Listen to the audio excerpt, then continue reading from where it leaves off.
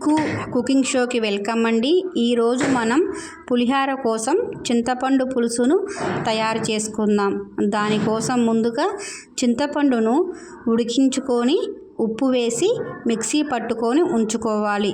తర్వాత పోపు కోసం ఘాటు పెట్టిన పచ్చిమిర్చి, ఎండుమిర్చి, మెంతులు, కరివేపాకు, పసుపు, ఇంగువ ఇలా సిద్ధం చేసుకొని ఉంచుకోవాలి.